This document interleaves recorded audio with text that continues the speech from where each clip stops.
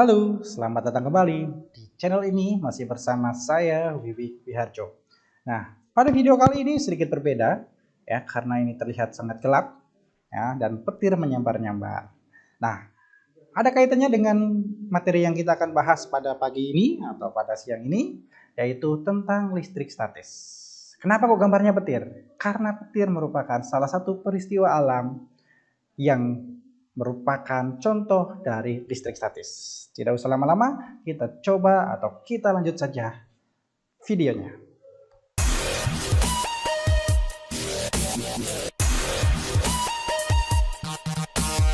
Ingat, karena listrik statis.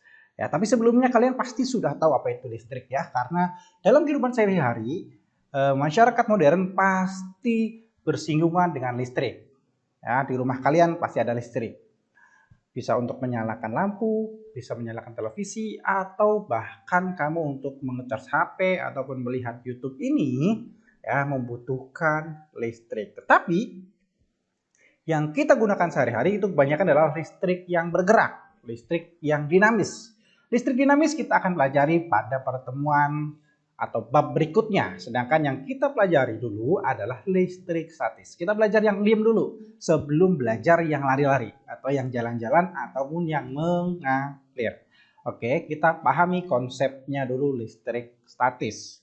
Nah, kita lihat dulu di sini di bawah ada seorang mbak-mbak atau apa ya, adik-adik mungkin yang sedang bermain menggosok-gosokkan satu benda. Setelah digosok-gosok ternyata benda tersebut dapat menarik partikel-partikel, benda-benda kecil ya. Nah, ini ada kaitan dengan listrik statis. Mengapa kok demikian? Nah, untuk menjelaskan hal demikian, kita perlu memahami yaitu tentang atom terlebih dahulu. Jadi sebelum kita lari ke listrik statis, kita belajar dulu tentang atom. Atom. Apa itu atom?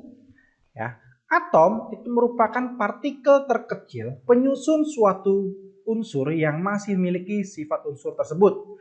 Partikel terkecil. Ya, partikel terkecil. Ingat, berarti kecil banget, hampir atau enggak tidak terlihatan. Di mikroskop biasa pun di mikroskop tidak terlihat. Ya. Jadi kalau kamu bayangkan kamu ada selembar kertas, kamu sobek bagi dua lagi, bagi dua lagi, bagi dua lagi, bagi dua lagi, bagi dua lagi, bagi dua lagi, hingga bagian paling terkecil itulah atom, hingga bagian terkecil yang tidak dapat dibagi lagi. Ya, itu adalah atom. Nah, atom ini ada beberapa gambaran menurut beberapa ilmuwan dari tahun ke tahun atau menurut perkembangannya dari pertama kali ditemukan. Ya, model atom yang pertama adalah atom model John Dalton. Ya, seperti ini, seperti bola pejal. Ya, terus berkembang, dikembangkan oleh Thomson. Bola, seperti roti kismis, di luarnya itu ada muatan elektron, sedangkan bolanya bermuatan positif.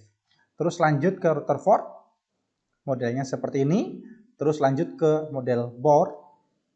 Nah ini yang kita akan pelajari waktu SMP, model seperti ini. Dan model terbaru itu adalah model mekanika kuantum. Kita akan coba pelajari model atom terlebih dahulu. Nah, ini adalah partikel-partikel penyusun atom. Ya, di dalam atom yang paling kecil ternyata ada partikel-partikel penyusunnya. Nah, tidaknya ada 3. Ya, atom terdiri atas 2 bagian, yaitu inti di sini nih, ini bagian intinya, ini bagian inti, bagian di dalamnya, dan ada bagian kulit. Nah, ini bagian kulitnya, ternyata kulitnya juga berlapis-lapis. Ya, di bagian inti terdapat ada 2, ada proton yang berwarna merah seperti ini. Ya, Mister atau apa kasih warna merah seperti ini biar gampang dibedakan. Ini adalah proton. Yang ini yang netral namanya adalah neutron. Proton muatannya positif, neutron muatannya netral.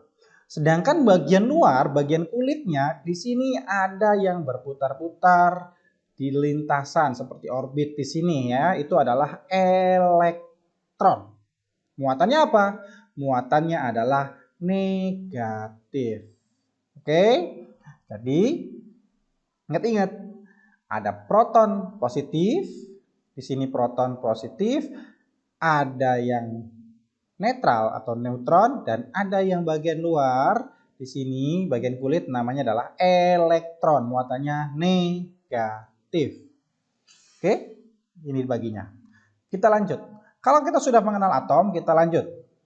Atom itu muatannya bisa netral, bisa positif, bisa negatif. Ya, jika mana atom dikatakan netral? Atom dikatakan netral jika atom memiliki jumlah proton dan elektron yang sama. Kita coba lihat di sini. Ya, di sini jumlah protonnya berapa? Ternyata protonnya yang di sini ada 3. Sedangkan berapa ini elektronnya? Elektronnya juga 3. Jadi proton dan elektron jumlahnya sama. Protonnya 3, elektronnya 3. Maka ini muatannya kita samakan adalah netral. Tidak bermuatan, netral. Kalau Bapak tambahkan di sini ada 2 yang warna hitam, itu adalah neutron, maka N-nya itu adalah 2. Oke, protonnya 3, elektronnya 3, neutronnya 2. Proton dan elektron sama, maka netral. Sekarang kita lihat berikutnya. Nah, atom dikatakan bermuatan negatif jika mana? Jika ternyata atom tersebut kelebihan elektron. Oke, maka menjadi bermuatan negatif, kelebihan. Kita coba lihat. Di sini ya, protonnya 3, elektronnya 3, neutronnya 2. Ini masih sama, ini berarti masih netral. Kita coba lihat. Oh, ternyata ada satu lagi bertambah. Ya. Ternyata elektronnya itu 4 di sini sekarang ya. Elektronnya jadi 4. Nah, jadi ini muatannya negatif. Ya, negatif berapa? Negatif 1. Nah, contohnya protonnya 3, berarti ini plus 3. Elektronnya ada 4. Elektron muatannya negatif, minus 4. Maka plus 3 minus 4 berarti minus 1. Nah, berarti atom ini muatannya adalah negatif 1. Oke, karena dia itu kelebihan elektron 1. Maka muatannya negatif. Bagaimana dengan atom yang muatannya positif? Kita lihat, nah ini adalah atom yang bermuatan positif. Jika bagaimana? Jika kekurangan atom. Ini masih 3-3 nih, atomnya protonnya 3, elektronnya 3. Bagaimana? Ternyata elektron itu juga bisa kabur, bahasanya kabur lagi. Ya, bisa kehilangan elektronnya. Contohnya seperti ini. Nah, kita ulang lagi. Nah, ya, ternyata sekarang kita hitung. Protonnya ada 3, elektronnya ada 2. Maka bagaimana? Nah, kita hitung. Protonnya 3, elektronnya 2. Maka plus 3 min 2 adalah plus 1. Maka di sini atomnya bermuatan positif. Oke ya? Paham ya? Pak, bagaimana kalau yang satu hilang lagi? Kalau yang satu hilang lagi, maka muatannya menjadi plus 3 minus 1. Berarti berapa? Jadi hasil akhirnya adalah plus 2. Karena apa? Dia kehilangan 1 elektron. Ingat, yang bisa bertambah atau berkurang itu adalah elektronnya. Ya, bukan protonnya. Protonnya akan selalu tetap di sini. Kita lanjut. Nah, ini berarti kita kesimpulannya ya. Muatan atom netral jika jumlah proton sama dengan jumlah elektron. Positif jika jumlah proton ternyata lebih besar daripada jumlah elektron. Negatif jika jumlah proton lebih kecil daripada jumlah elektron. Oke? Nah, selalu mengacunya ke elektron. Kekurangan elektron maka positif, kelebihan elektron maka negatif. Ya, karena apa? Kekurangan elektron atau kelebihan elektron? Karena yang bisa bertambah ataupun menghilang ataupun keluar itu adalah elektronnya yang bisa berpindah. Oke? Kita lanjut. Nah, bagaimana cara-cara memberi muatan listrik statis? Nah, tadi menggosok 2 jenis benda. Jadi tadi mbak-mbak yang di depan ya, itu adalah mencoba untuk memberi muatan listrik statis. Oke. Nah, ada dua buah benda tertentu bila digosok, maka kedua benda akan bermuatan listrik. Contohnya di sini adalah balon atau penggaris dengan kain wol, serta kaca dengan kain sutra. Nah, ini tadi gambar yang tadi. Mana keluar? Nah, ini. Digosok-gosok sehingga benda yang digosok ini bermuatan listrik. Ketika bermuatan listrik, maka dia bisa menarik benda yang lainnya. Ya, gara-gara apa? Berarti tadi ketika digosok-gosok ternyata ada elektron yang berpindah. Sama dengan ini. Ya, ini tidak serta-merta penggaris bisa menarik kertas, tapi penggaris ini adalah biasanya setelah digosok-gosokkan ke rambut kamu. Setelah digosok-gosokkan, baru ini bisa menarik. Kenapa? Di dalam proses menggosok-gosok, itu ternyata ada perpindahan elektron. Nah, ini beberapa contoh perpindahan elektron pada benda-benda yang digosokkan. Seperti contoh pada berikut ini. Ya. Nah, ini dia. Oke, muatannya bisa pindah. Elektronnya bisa pindah. Elektron berpindah. Ingat, yang pindah adalah elektronnya, bukan protonnya. Ini elektron pindah. Kalau ini adalah A, ini B, maka elektron pindah dari A ke B. Maka A akan kekurangan elektron, maka muatannya positif. Sedangkan B akan kelebihan elektron, maka nilainya negatif. Oke, muatannya positif, ini muatannya negatif. Karena perpindahan elektron. Nah, ini dia tadi benda-bendanya. Di sini ada contoh kain wol dengan balon atau penggaris. Kain wol digosok dengan balon. Ketika kain wol digosok dengan balon, maka terjadi perpindahan. Elektron pindah dari kain wol ke balon. Ternyata kain wol ke balon, elektronnya berpindah. Elektron pindah dari kain wol ke balon. Contohnya begini. Ya. Sebelum digosokkan, ini ada positif negatif ini muatannya. Ini sama-sama netral tadinya. Ini positif negatif. Oke. Ketika digosok, ternyata elektronnya pindah. Dari mana? Dari kain wol ke balon. Berpindah. Ketika berpindah, maka elektron ini akan pindah ke sini. Maka di sini negatifnya jadi 3. Di sini negatifnya jadi 1. Ini udah pindah. Maka yang di sini muatannya adalah menjadi +1, yang di sini muatan jadi -1. Maka wol bermuatan positif, sedangkan balon bermuatan negatif. Cara untuk menghafalnya lebih gampang adalah wolon. Oke? Elektron berpindah dari wol ke balon. Maka wol bermuatan positif, balon bermuatan negatif. Oke, selain wol dengan balon, ada satu lagi yang sering keluar, kalau dulu namanya ujian nasional ya, adalah dengan kaca dengan kain sutra. Untuk gampang menghafalnya adalah kasut. Kaca dengan kain sutra ketika digosok ternyata elektron dari kaca akan pindah ke sutra. Maka kaca bermuatan positif dengan sutra bermuatan negatif. Nah, gambarkan lagi di sini contoh ini positif negatif. Ini netral. Ini positif negatif. Oh, kok negatifnya begini, nggak apa-apa. Positif negatif. Ya, ini juga netral. Ketika digosok, elektronnya pindah dari kaca ke sutra. Oke, elektronnya pindah. Maka di sini ada yang pindah ke sana. Contohnya 2 yang pindah, ini pindah ke sana. Maka sini sudah nggak ada.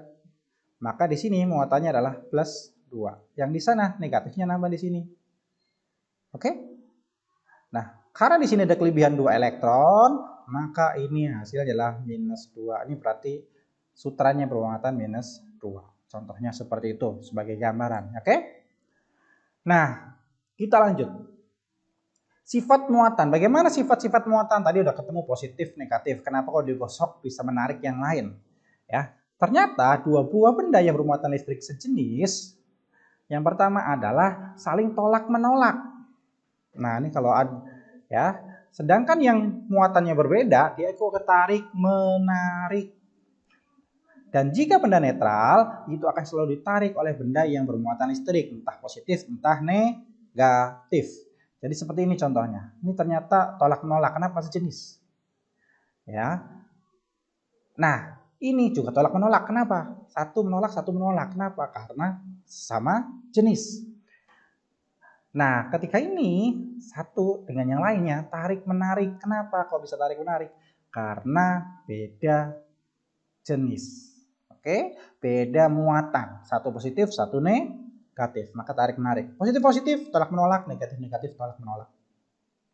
Berarti tadi setelah digosok-gosok ternyata dia bermuatan sehingga dia bisa menarik benda yang lainnya. Oke, kita lanjut. Kita sampai ke hukum Coulomb. Hukum Coulomb ini adalah dicetuskan oleh Charles Augustin de Coulomb, ya, seorang ahli fisika kebangsaan Prancis. Tadi kita sudah tahu bahwa bisa atau muatan listrik itu bisa, benda yang bermuatan listrik itu bisa menarik-menarik atau tolak-menolak. Seberapa besar gayanya? Nah, ini hukum si Coulomb inilah yang menuliskannya secara matematika. Gaya Coulomb adalah gaya tolak-menolak atau gaya tarik-menarik antar dua benda yang bermuatan listrik. Oke, nah Coulomb tadi itu mencoba beberapa atau percobaan, ya, menggambarkan seperti ini beberapa gambarannya. Ya, yang pertama kata si Coulomb, semakin besar muatan maka semakin besar gaya Coulombnya. Oke, ini yang pertama. Semakin besar muatan maka semakin besar gaya Coulombnya. Kamu di sini ada dua peristiwa. Ada peristiwa 1 dengan peristiwa 2. Jaraknya itu sama.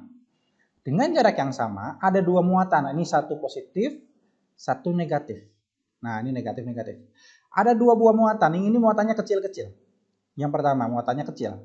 Yang ini muatannya besar. Ini adalah berarti karena beda jenis akan tarik-menarik. Maka gaya manakah yang akan tarik-menarik lebih besar? Maka yang lebih besar gaya tarik-menariknya adalah kejadian yang nomor 2. Kenapa? Ternyata muatannya lebih besar. Semakin besar muatannya, gaya tariknya juga semakin besar. Ataupun gaya tolaknya semakin besar kalau itu sejenis. Yang kedua pernyataan berikutnya adalah semakin besar gaya jaraknya, semakin besar jaraknya, maka gaya Coulombnya semakin kecil. Ada dua kejadian juga di sini. Kejadian yang pertama, ada kejadian yang kedua. Kejadian pertama, ada dua buah muatan, positif negatif, jaraknya lebih sedikit. Maka gaya tarik-menariknya ini pasti akan lebih besar daripada yang jaraknya lebih jauh. Semakin jauh gaya tarik-menariknya semakin kecil. Ya, kalau semakin dekat gaya tarik-menariknya semakin besar. Nah, ini sering terjadi nih pada kalian nih masa-masa SMP, ya. CLBK, bukan CLBK. Ya, cinlok. Ya, karena semakin dekat maka jadi gayanya semakin besar. Oke, ketika kamu ternyata jauh-jauhan, gayanya juga semakin kecil. Gara-gara LDR, jadi gayanya pun menghilang. Nah, seperti itu. Ternyata kalian juga mengalami gaya Coulomb. Oke, kita lanjut. Jadi, kalau secara ini ya, atau secara matematika, Coulomb itu menyatakan seperti ini. Ini adalah gaya. Gaya tarik atau gaya tolaknya itu tergantung pada yang pertama adalah muatan kedua benda dan berbanding terbalik dengan jarak kedua benda tersebut. Ya, oke.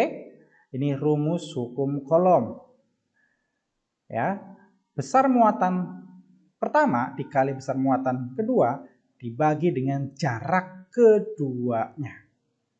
Ada yang pakai D distance, ada yang pakai R juga, sama, boleh, terserah kamu pakai buku yang mana. Ada yang pakai D, ada yang pakai R. Oke? Atau biasanya kalau lebih gampang untuk menghafal ini adalah kakiku 2. F adalah kakiku 2. Atau kalau pakai R adalah kakiku robek-robek. Nah, kakiku 2. Nah, ini adalah keterangannya. Dan ini satuan-satuannya yang Newton, Coulomb, dan harus meter. Dan ini adalah besar konstantanya. Ya, 9 kali 10 pangkat 9 Newton meter kuadrat per kolom. Nah, bagaimana ini cara penggunaannya? Nah, ini ada contoh soalnya. Dua buah benda masing-masing bermuatan listrik sebesar 10 kolom dan 15 kolom. Berada di udara pada jarak 10 meter. Jika kedua benda tersebut mempunyai muatan yang berbeda, berarti satu positif, satu negatif ya. Berapakah gaya yang ditimbulkannya? Kemana arah gaya tersebut? Maksud di sini adalah tarik menarik atau tolak menolak. Kita bisa ini dulu, punya muatan yang berbeda. Kalau berbeda jenis berarti tarik menarik. Oke, ini sudah kejawab satu. Ya, tarik menarik. Oke, sekarang kita ya coba. Tadi adalah diketahui kekuatan atau muatan yang pertama 10 kolom, muatan yang kedua ada 15 kolom, sedangkan distance-nya, jaraknya itu adalah 10 meter. Ini sudah sesuai dengan satuannya ya, tadi harus kolom, kolom, dan meter. Tanyakan F. F tadi rumusnya apa? Di sini tulis saja ya. F sama dengan kakiku 2. Q1, Q2. Ini D-nya D kuadrat. Oke, K-nya berapa? Masih ingat? 9 kali 10 pangkat 9. Q1-nya adalah 10. Dikali Q2-nya adalah 15. Oke. Dan distance-nya adalah 10 meter. Oke, lupa ini nih. Lupa satuannya ya. Kolom. Ini udah sempit, Newton meter kuadrat. Oke, sekarang. Nah, ini tinggal kamu kerjakan. Ini jangan lupa nih. Ini ada kuadratnya nih. Oke, kuadrat. Good. Sekarang kita lanjut. 9 kali 10 pangkat 9. 10 kali 15 kita tulis aja dulu. 10 kali 15. Dan juga di sini adalah 10 kuadrat. Berarti 10 kali 10 biar gampang. Kita coret. Oke. Berarti 15 bagi 10. Ini gampang. 1,5. Ya. Berarti 9 kali 10 pangkat 9 dikali 1,5. 9 kali 1,5 berapa? Berarti 9 kali 1,5 ada yang tahu berapa? 9 kali 1,5 itu adalah 13,5. Benar ya? 13,5 kali 10 pangkat 9 Newton. Oke. Nah, ini dia jawabannya. Jadi gayanya sebesar 13,5 kali 10 pangkat 9 Newton. Arahnya tadi apa? Karena ini beda jenis. Ini berarti adalah tarik menarik. Saling mendekat. Oke. Sekarang kita lanjut. Dua muatan sejenis besarnya plus 2 kali 10 pangkat minus 6 kolom dan 6 kali 10 pangkat minus 4 kolom. Jika jarak kedua muatan 6 cm, berapakah gaya kolom yang dialami? Nah, ini semakin sedikit rumit ya. Nah, ada beberapa catatan. Di sini adalah kolom sudah benar, ini kolom sudah benar, yang ini adalah sentimeter. Maka sentimeternya kita harus rubah ke meter terlebih dahulu. Untuk merubah ini ke meter, maka kita gampang. Ya. Ini adalah 6 cm sama dengan 0,06 meter. Atau biar gampang kita kasih desimal. Nah, jadi 6 kali 10 pangkat minus 2 meter. Oke. Ini dia yang sering kita pakai. Nah, ini jadi jawabannya. Ini sudah cocok. Kolom. Ini jadikan ke meter, baru kita masukkan. Kakiku robek-robek. Nah, di sini pakainya R. Oke?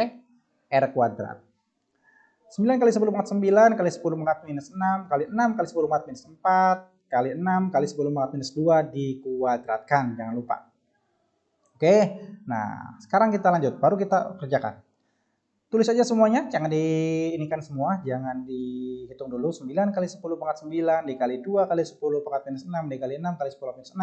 Nah, ini jangan lupa kuadrat. 6 kuadrat adalah 36. 6 kuadrat 36. 10 minus 2 kuadrat tinggal. Masih ingat ya belajar matematika ya. Kalau dipangkatkan, pangkatan dipangkatkan itu adalah tinggal dikali. Minus 2 kali 2 adalah minus 4. Seperti ini. Nah, tinggal kita coret-coretan nih, gampang nih, coret-mencoret. Oke. 36 kita coret dengan 9. Maka di sini tinggal sisa 4. Ya enggak? 4 dengan 2. Kita coret, ini sisa 2. Ya, bentar ya. 6 dengan 2. Nah, ini yang sisanya atas nih, ini udah habis, sisanya 3. Berarti tinggal 3 doang nih, di sini udah ketemu nih 3. Nah, 10 pangkat minus 3 dapat dari mana? Sekarang 10 pangkat 9 dikali 10 pangkat 9 dikali 10 pangkat minus 6 dikali 10 pangkat minus 4. Karena ini kali, maka ditambahkan semuanya. 9 ditambah minus 6 berapa? 9 tambah minus 6 adalah 3. 3 ditambah minus 4 berapa? 3 ditambah minus 4 itu adalah 3 ditambah minus 4 itu adalah minus 1. Oke, sekarang kita bawa dulu ke atas. Sama dengan. Oke. Berarti 3 dikali 10 minus 1 pangkat minus 1 per 10 pangkat minus 4. Nah, sekarang kita lanjut. 10 pangkat minus 4, 3 kali 10 pangkat minus 1 dibagi 10 pangkat minus 4. Ini dibagi. Kalau dibagi berarti dikurangi. Berarti sama aja dengan 3 kali 10 minus 1 dikurangi minus 4. Ini naik ke atas. Jadi minus 1 minus 4. Berarti jadinya plus 3 kali 10 minus 1 plus 4. Jadinya berapa? Minus 1 tambah 4 itu adalah 3. Maka jawabannya yang ini. Oke, 3 kali 10 pangkat minus, 3 kali 10 pangkat 3 Newton. Oke. Nah, ini adalah contoh untuk gaya kolom. Kita lanjut lagi ke materi berikutnya. Kalau tadi cara menjadikan muatan itu yang pertama dari gosok-gosok, berikutnya adalah induksi muatan listrik.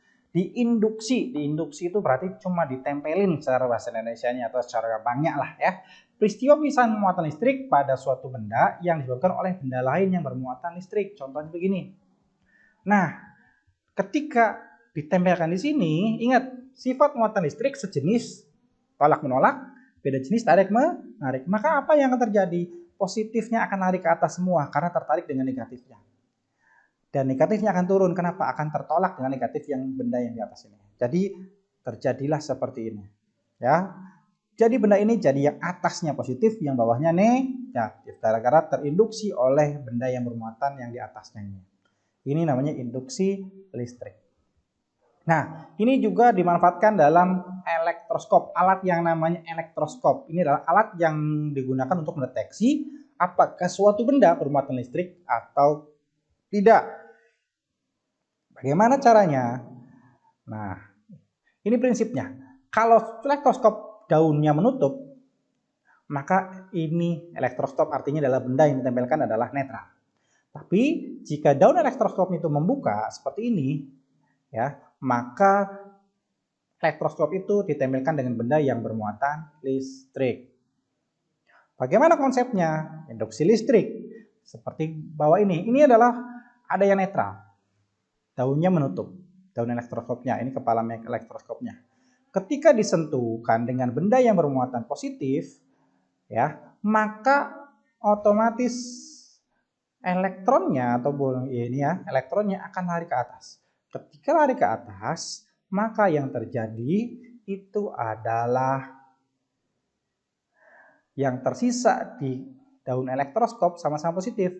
Ya, di sini kaki yang sini positif, kaki yang di sini positif, maka sesama positif akan tolak menolak, maka akan membuka. Oke? Begitupun ya, kalau ini adalah disentuh. Ketika disentuh ternyata bisa menetralkan lagi, ya, maka akan menutup kembali. Nah ini kalau tadi udah ya. Bagaimana kalau yang menyentuhkan adalah negatif? Contohnya, yang menyentuhkan di sini adalah negatif-negatif. Maka yang naik ke atas adalah yang positif. Maka karena kepalanya buatan positif, yang bawahnya tinggal muatan negatif. Negatif ketemu negatif adalah maka akan tolak nolak. Maka daun elektroskopnya akan membuka. Oke, seperti ini. Jenis muatan benda terinduksi berlawanan dengan jenis muatan benda yang menginduksi.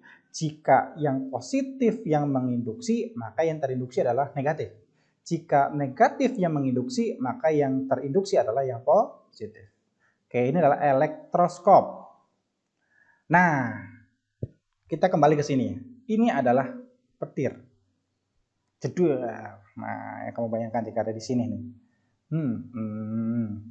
Mantap. Nah, ini petir. Tadi di awal video ada proses atau ada gambaran petir. Bagaimana terjadinya petir? Nah, ini dia terjadinya petir. Nah, ternyata awan ada awan positif, ada awan yang negatif. Positif, nah kamu lihat terjadi induksi, maka ternyata ada bagian atas cenderung bersifat positif. Bagian bawah cenderung bersifat negatif. Oke? Nah, petir itu terjadi karena lompatan elektron dari awan bermuatan negatif ke bumi yang bermuatan positif. Ya, ini petirnya. Ya, bermuatan positif. Nah, biasanya untuk menangkalnya ada namanya adalah penangkal petir. Makanya di gedung-gedung itu ada penangkal petir. Ya, agar nanti elektron yang lompat dari gedung ya akan terserap atau akan menyalur ke sini ke penangkal petir dan diarahkan ke bumi. Jadi elektronnya pindah. Nah, biasanya elektron ini dalam loncat ya itu loncat ya untuk berpindah itu mencari benda-benda yang terdekat. Maka biasanya kamu disarankan untuk ketika hujan petir, ketika hujan dan banyak terjadi petir, jangan kamu bermain di sawah. Karena ketika di sawah kamulah yang tertinggi. Ya, maka rawan tersambar dengan petir. Ingat, ini adalah proses terjadinya petir, ya. Nah, ini adalah sambarannya, berarti adalah lompatan elektron. Oke. Cukup sekian dari Bapak. Bapak kira sudah panjang ya. Dan terima kasih. Jangan lupa rajin belajar meskipun kalian di rumah. Terima kasih dan sampai